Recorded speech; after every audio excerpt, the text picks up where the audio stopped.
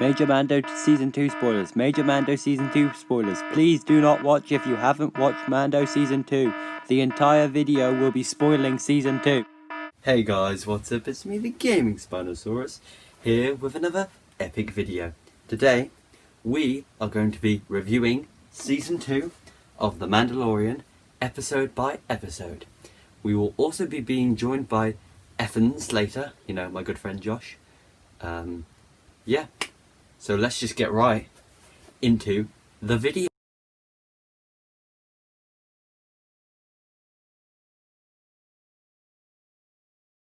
This is the first episode in the series, a very good opener that sets the scene of the series, setting up the quest that the Mandalorian will be going on, which is finding more Mandalorians so he can eventually find a Jedi. Cobb Vanth is a very cool character. The Sand People are quite well done. I love how they were humanized. And the Krayt Dragon is one very cool villain, good antagonist, and they take him down, and he's just really cool. The appearance of Boba Fett in his armor is really surprising and sets up the rest of the series. Overall, it's a very solid episode. I'd give it 8.5 out of 10. I don't really have any glaring issues with it. I just think everything was done very well, but not perfectly. But I enjoyed it a lot. This is quite a slow and, to be honest, kind of boring episode. It kind of links into the overarching plot, but to be honest, this is the most fillery episode of the series. The planet they land on the ice planet they landed is kind of interesting. The spider monsters are well designed and, to be honest, very creepy. And, of course, I love seeing Dave Filoni's character, the New Republic X-Wing pilot, and think it's awesome that he's genuinely becoming a reoccurring character even.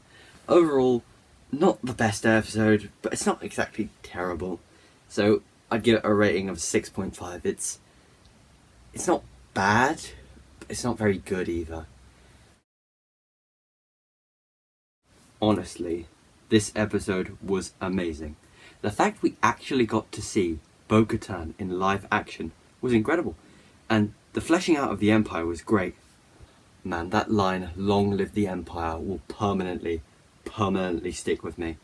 This is the first time we hear that the Empire is still fully around, like they are still fully back, due to the fact that Moff Gideon has his own goddamn fleet, which again is badass as hell. Overall, this is the first real time the Mando fits itself into the wider Star Wars universe, and I think it does it incredibly well. The writing is on point, Bo Katan isn't shoehorned in, she's quite naturally in there, the action is really, really good. So overall, I'm going to give this episode a 9.5 out of 10. This, at first, seems just like a normal fun episode, which of course it is, but there is definitely more to it. I like the fact that we get to see Navarro in a new and cleaner state, and it's always fun seeing Greef Karga and Cara Dune. By the way, Greef Karga quickly becoming a real favourite of mine and Josh's, as he will probably tell you about. But there is also a slight bombshell that the imps are using Grogu for his blood, and there are those weird clone things in the tank, which could be anything, including like Snoke or Palp clones. And of course, you can't forget the Dark Troopers returning to canon. Overall, this is a really fun episode that has deeper meaning and sets up a lot of stuff. Again, like the first episode, it does everything really well. I don't have any glaring issues with it, but it doesn't do everything perfectly. But right at the end, when the Razor Crest is back in action, that was an awesome action scene. In conclusion, I, who is definitely still recording, definitely did not forget to record my rating, and definitely am not using a blank image on the screen, would give this episode a 8.5 out of 10. Everything is done good, but that's about it. Ashoka motherfucking Tano. That's it. That's the entire episode review. Not only do we get the return of Ashoka and learn more about Grogu, including his name and the bombshell that he was trained on Coruscant and stolen by a dark figure during the Purge. That's just... We get the Admiral Thrawn name drop. The Beskar staff. Overall, this is an absolutely awesome and high-octane episode. The villain was... which is really where it brings it down. Like, didn't really find the villain compelling at all. You knew Ahsoka was going to win. That's the only real bit I can bring this episode down. Cinematography was great. More ice back. Overall, 9.5 out of 10. Boba Fett has his armour. Not only do we get the return of Boba Fett and his glorious armour, not only do we get the Slave One, not only do we get the first proper Dark Trooper appearance, but we also get Grogu getting kidnapped by the imps, then decimating 2 stormtroopers beautifully, as if they were nothing. Also, I must say the destruction of the Razor Crest was a bold move. It was actually kind of emotionally charged. It paid off really well as well. Overall, this episode was really, really interesting and sets up the final 2 episodes really well as telling its own story as well. Now, yeah, I just really enjoyed it. And Boba Fett was so interesting. It was really interesting to see him again. You can't call him overrated anymore. Oh, that was a good episode. Me and my definitely not still image of myself have returned to say that overall I'd give this episode a 9 out of 10. Phenomenal episode, really fun, really high octane, really good action. I just loved it. Honestly, which is a big surprise to me, I think the standout character of this episode was Mayfeld, whatever the hell his name is. I honestly wasn't a big fan of his character last season, but in this episode he was really well written and was really interesting. We actually got to see his backstory, some of his morals, and a good reference to Battlefront 2 with Operation Cinder. Also, the clean Boba Fett armour. Oh, it's glorious, boys, it is glorious. And of course, the best moment was the seismic charge right at the end. The sound is still beautiful. As well, as always, I like seeing the Empire's side point of view a bit. But most importantly, Din took off his helmet to save Grogu, which was a really cool and nice character, a nice bit of character development. And then, right at the end, Mando repeating Gideon's speech was actually hilarious. Probably one of the funniest moments of the entire show. Overall, there were not as many high-octane and action moments in this one, but I really loved the character development and the character moments in this episode. Well, I mean, sorry, there was a lot of action, but there's not like standout action. But I really loved the character development that this episode had. Overall, I would give this episode a 8.5 out of 10. As you can tell, I'm a bit useless.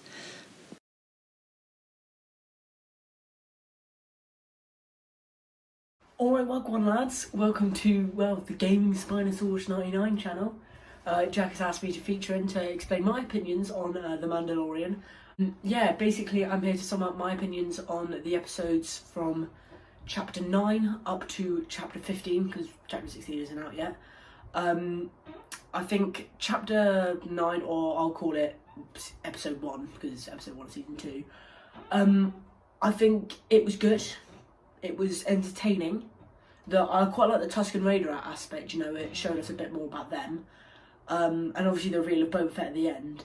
But I think my one thing that really drags it down is just it felt really, really like it was dragging on. If it was like the finale, a long episode is great, but when it's like, oh, crate dragon, oh, you think it's dead, no, it's still alive. And then, oh, go up here, oh, that didn't work, oh, do this, oh, that didn't work. And I think it kind of, dragged on a bit. So I would give episode 1 7 out of 10, I think. I think it was strong, and that reveal of Boba really boosts it up. Episode 2, I think, has been the weakest for me. Does that mean it's bad? I don't think so. I think it wasn't as strong as the others, I think the whole thing with the frog lady really, it wasn't overly interesting. Obviously it led to Bo Katan. Me as a Clone Wars fanboy, that's, pretty entertaining for me and really boosts it up a bit. But I think the episode itself, it was, I'd give it a 6, maybe a 5.5. I'll lock that in at a 5.5, I think, for episode 2. Episode 3, obviously, Bo Katan. As a Clone Wars fan, there's not really much more you can ask for than Ahsoka, but we're getting there. And obviously with the name drop of Ahsoka as well, that was massive. I think there's not really much more I can describe as well with the, the long live the Empire. That was a badass line. The officer killing himself, that was quite dark but cool. I give that episode an 8.5, I think. Episode 4, I think if it weren't for the one scene with what I think are the Snoke bodies, it would have been meh at best. Like, it was okay, but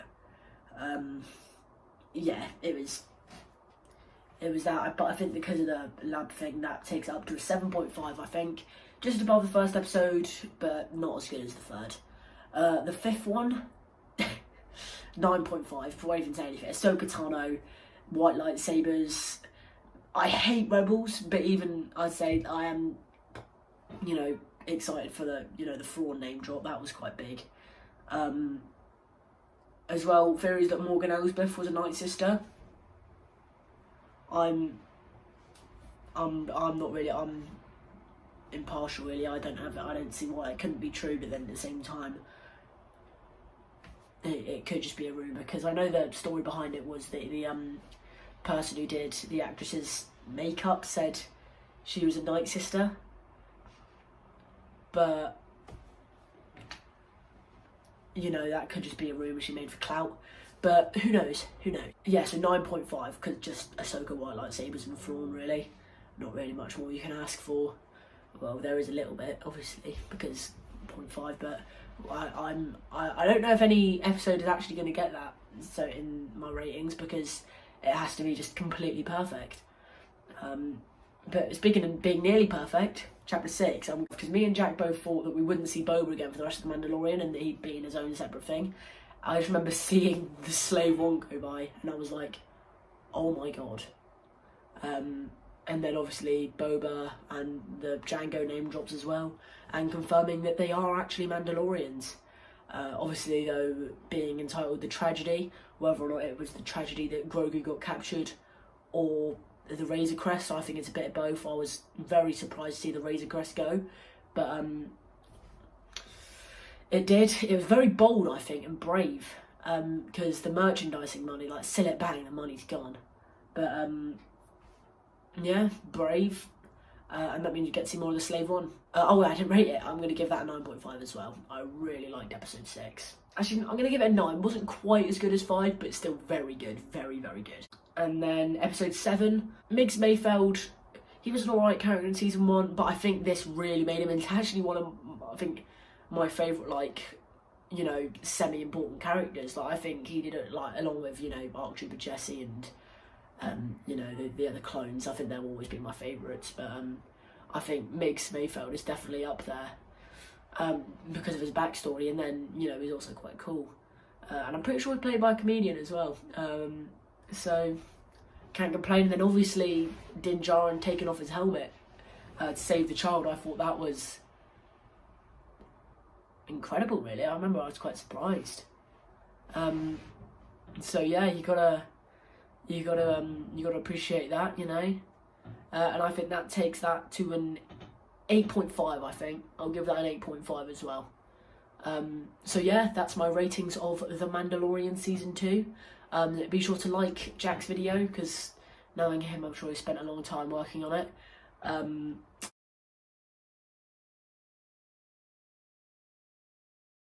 I spent exactly 6 minutes and 12 seconds recording this, so I think if you think I'm deserving of a subscription, you definitely should do that.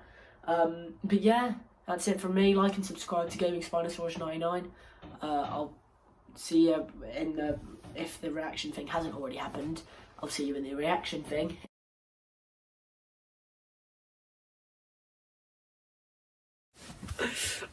So we have just watched chapter 16, episode 8 of season 2, and I don't know, guys. Bugging me sideways. That's all I've got. That wasn't that entertaining, to be honest. Yeah, I was pretty. I was pretty much just on the opposite of the edge of my seat. Yeah, it was like I wasn't really that invested. I think it really tried to get you emotional. Yeah, we didn't cry. But we're just too manly, muscle men weightlifting.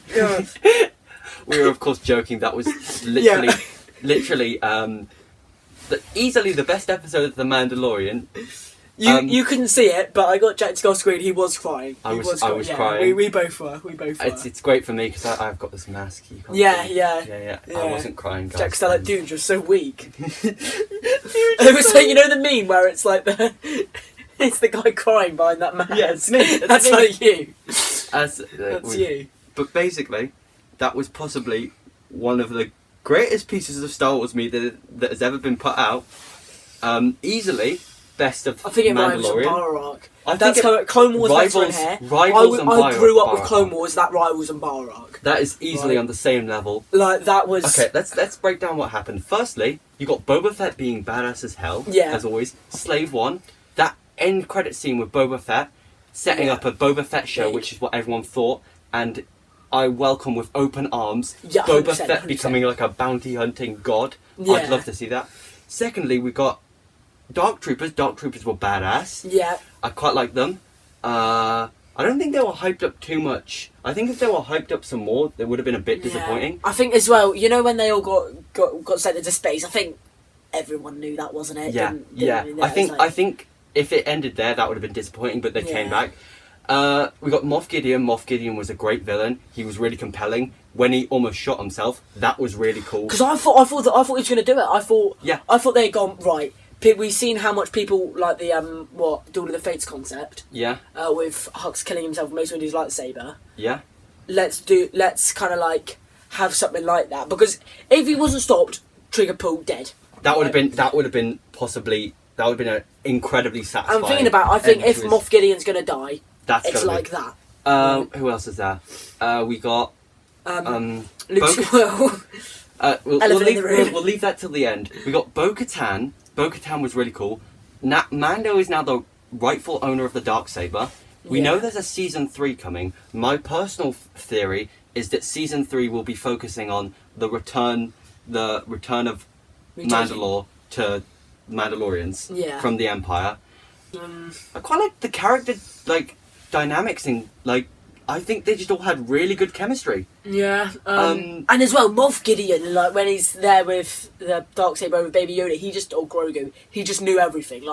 So, personal thing, I think he's low level Force sensitive. Yeah. Because he knew about Grogu's past. He could tell that it was Luke. I think what happened is maybe he was a Jedi. Yeah. Low level, so that's why they didn't use his blood, because he's got no midichlorians. He's got to be some sort of Force sensitivity, though. I think he may have been a Jedi. Right? No one can wield a lightsaber that well without Force sensitivity. Yeah, and as well, the Mando versus one Dark Trooper fight was pretty badass. Yeah, and let's address the elephant in the room. I am watching this video. No, let's address the true elephant in this room. Where the fuck was Dave Filoni's character? Oh yeah, true. But I remember, I was there, I wonder how they do it, and then we just see the X-Wing go by, and I'm clocked. Like that, I knew exactly. I could see the red stripes. I couldn't see because I'm wearing this mask. Oh, sorry, But honestly, Luke. Because we saw green lightsaber, and Jack said, "What if it's Ezra?" And I'm like, "If it's Ezra, I will swing." I'm a Rebels. I don't like Rebels. He's not a fan of Rebels. I haven't watched Rebels. Don't. Probably will one day. I've got. This is the way. And Luke was just perfectly. He just decimates the Doctor. What? I just can't describe it. We finished watching it 5 minutes ago, so this is very raw. This is very fresh. I want the views. I want you guys to know my opinion very fast. And money. Luke was done perfectly. R2 was there. And then, realistically, R2 being there makes absolutely no sense. Do I care? No, it does make sense. Not. Who's gonna? But why did he come up? It doesn't make sense for him to go up. I don't care. Am I complaining? Absolutely fucking not. And then of course, I'm not. Luke is now training Grogu, and that scene between Mandalorian when he takes off the helmet and just because I thought that is such an emotionally charged moment. That is 16 chapters worth of emotional bonding and building up, and it is just perfect. Words cannot describe how good this episode was. Easily best episode of The Mandalorian. Not even without Luke, still would have been up there. But Luke just pushes it over. Everything is integrated so well. Yeah. Yeah, that was 11 out of 10. It's quite something. Yeah, You think I'm joking? No. I'm not joking. Are you kidding? That's insulting me, though. I think, like, 5,555 from me. I do a solid 7,567. I would say 1,409, but... Or for the cool kids who might understand this, 5,597. Homeboy Jesse. We love you, Jesse. Who is still alive. Yeah. So, yeah, that was amazing. If you liked the video, please do smash like. Subscribe for more for more Mandalorian content. I probably will be posting a lot more because I've loved the last 2 seasons. This season is just built on everything that the first season does well, adds characters. Because I remember when the rumours started dropping that everyone and their nan was. I was quite worried. He was terrified because I was like, they don't do. Because one of my problems with Rebels is they'll just take a character already established, whip him in as a main character, and then they just kind of like. And then they just use that and then say, oh, but we have established characters, you didn't fucking establish them. But most of them only had, like, Bo Katan had, like, an episode and had a... Realistically, she wasn't one of the main characters. Yeah, but still, it worked. Bo Katan worked. Yeah. Ahsoka works. Luke works. Yeah. I can't... Boba Fett works. They all work really, really well. Yeah. As well. This has also got me more excited for the Bad Batch, because Fennec Shand was badass. Yeah. Oh, yeah, Fennec Shand, because, like... But before, you know, she was cool, but she wasn't like, you know. But then, after this episode, that was, yeah. So, yeah. Also, please do subscribe to Josh. He helped out. He's also very cool. More importantly, coming soon, like some point in a few months, big things on TCOT, right? Big things. Right? We're not gonna say what it is, but big things. It should have been this weekend. We should have been out here recording it tomorrow. Yeah, but big Boris Johnson's come. So. Yeah. So let's excuse my French, but also yeah, speaking of TCOT, our reaction to Mandalorian season 2, episode 8 will be out on the sometime tomorrow, this weekend. Because this will be out today. Yeah. So tomorrow. So it should be out. Go subscribe to Josh, subscribe to me, subscribe to Council of Twats. All links in the description. I've been the Gaming Spinosaurus. You guys have been awesome. I'll see you in the next video. Bye bye now.